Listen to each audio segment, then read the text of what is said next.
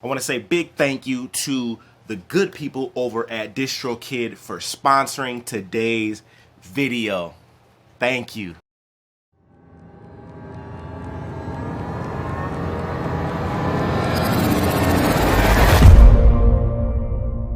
What's up, everybody? Welcome back to another video. It's me and they call me Heat. You know what we're doing today. We are cooking that boom bap. But first, I would love to talk to you guys about DistroKid and how you guys can use DistroKid to get your music heard outside of just your mom, your cousin, your brother, and your sister. All right. First, I want to say for me, I love DistroKid. As you guys already know, I've released beat tapes in the past, and I was trying to figure out how I could, get my music heard by more people outside of like your normal BeatStars.com, outside of Bandcamp.com. There's many other places that you can sign up for to get your music, out there. DistroKid, I love them because I'm able to touch the whole world with my music just from one site, and I can also sell my music at the same time, and people can listen to it for free. There's a benefit for me and the listener, you know what I mean? So this helps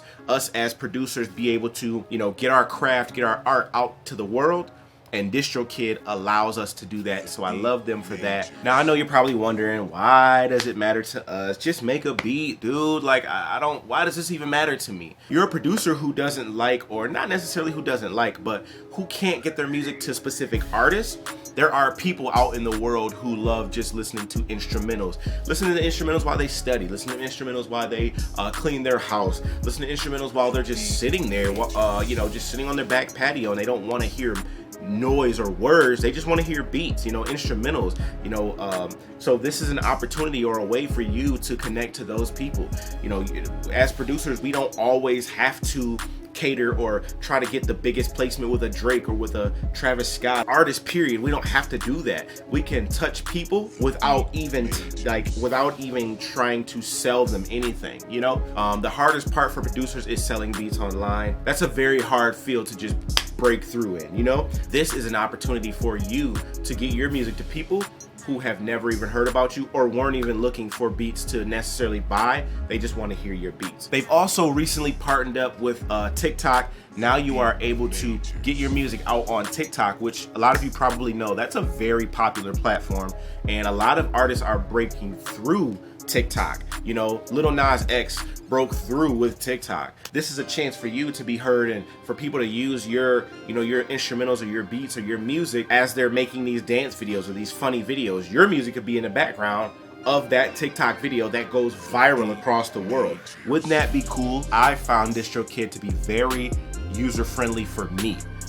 It's very affordable for people like me, where you don't want to pay that monthly fee, or you don't want to pay that fee every time you release. You just want to be able to release your music and not have to worry about it. So that was a plus for me, when I can pay one price for one whole year and I can release unlimited music and touch millions of people.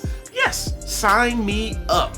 Yes, I need that feature now. You know what I mean? So I have a special link for you guys in the description below. Make sure you go sign up. Even if you don't release anything today, just go get signed up, pay your yearly fee. That's one less step that you have to do. You don't have to keep saying, I gotta get my DistroKid set up. I gotta get the money for DistroKid. Bro, it's only one price for the whole year. Hit the link in the description. Go sign up for DistroKid. If you got a beat tape or an album that you've been waiting to release, today is your chance, because the link gives you 7% off of your first year's purchase. So make sure you hit that link in the description, all right? So today we're cooking up a boom bap beat. Of course, you guys already know this is what we do. This is what we do over here. So we cooking up a boom bap beat, of course. I got the sample already loaded up. I'm gonna go ahead and give that a chop. If this is your first time watching, make sure you guys subscribe, hit the bell button as well, so you don't miss any more of the videos, all right? And if you are already a subscriber, go set your notifications to all notifications, all right? So let's go ahead and get into the video, and yeah, let's go. So we got the sample by Milton Wright. The song is called The Silence That You Keep. This one right here, though, I know that I'm going to be able to get that bounce that I want. It just sounds so... Let's listen to it, though. Let's check it out.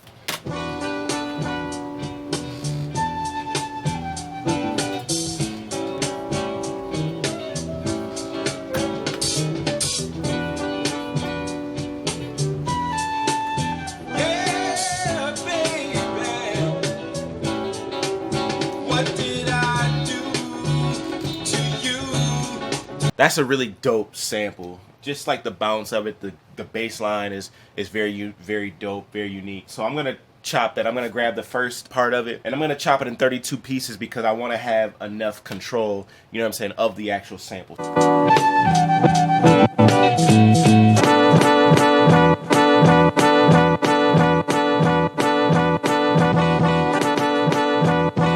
So I got the sample chopped. It is on the mixer now. I have put EQ, multiband compression, and the RC20, which basically, you know what I'm saying, treats it as if it's my SP404. This is for when I'm not at home, you know what I mean, and I don't have my 404 with me, but I need effects or certain specific effects.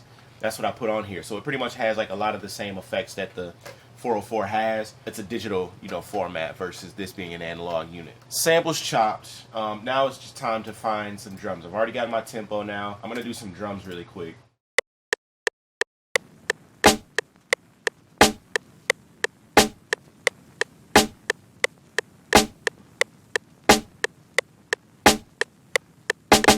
Alright, so I'm gonna lay this kick in now, but I'm gonna stack it. I got 2 kicks. I'm gonna stack it though. Watch what I do. Watch what I do.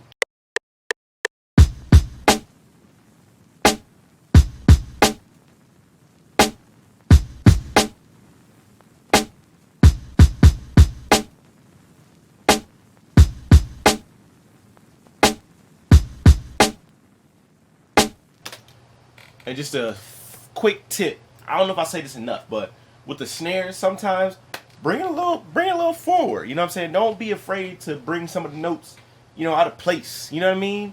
Because it's so like on point. Like, I don't like that. All right, so my kicks are clashing. Now, if you guys run into this problem at home, there's a simple trick that I learned years ago. You can sometimes pitch the kick up, pitch the kick down, move it off time.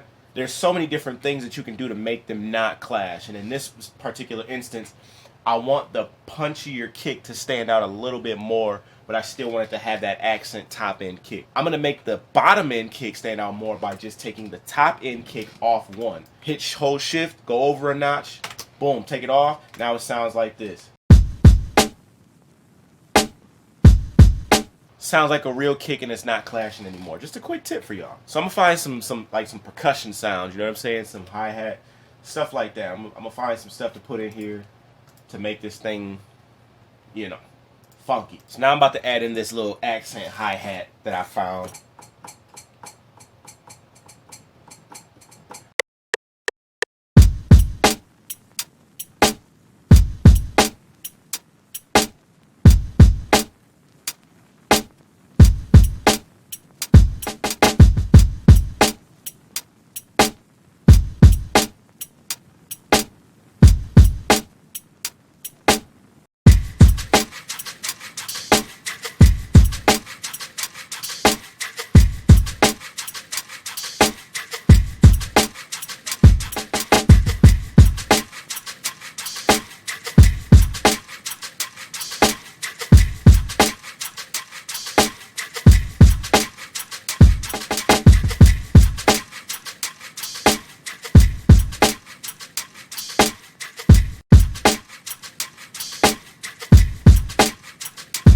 With this sample right here, it needed a little extra TLC, tender love and care, because after I like chopped the sample up, or after I like looped it and got the loop, you know, with samples back in the day, drummers, they couldn't stay on point. So sometimes the beat would fall off. So I had to go in and actually do each chop myself. So that's what I did, and I put it back into the FL slicer.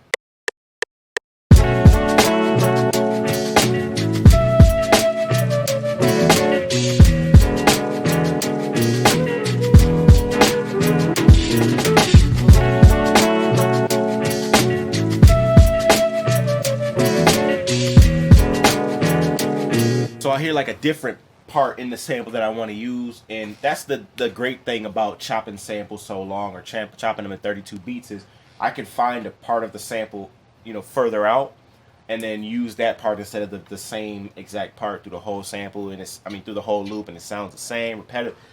We can avoid that, you know what I'm saying? So I found a couple notes further up in the sample that I'm gonna use, and I'm gonna put them together. So you'll hear. Let's see what I'm talking about.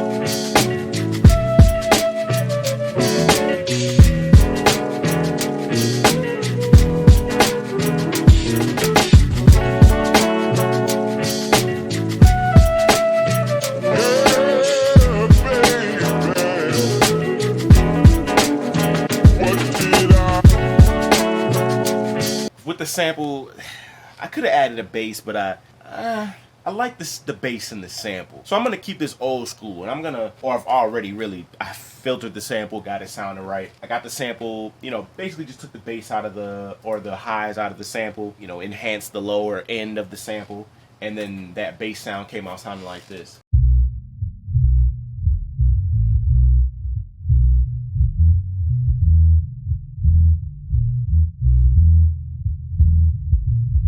So that's the bass for the sample there.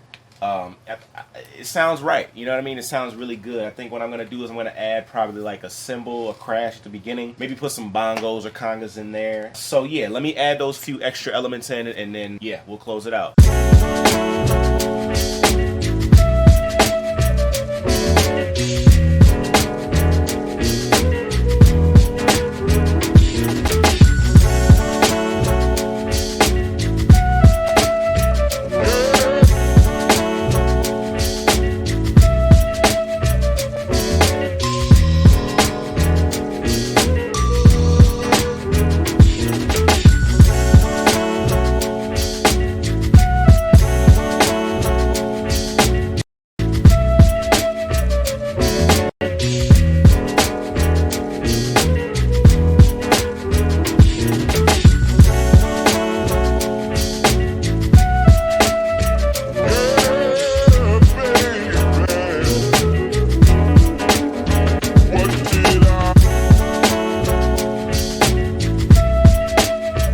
Alright everybody, the beat is finished. It is complete now.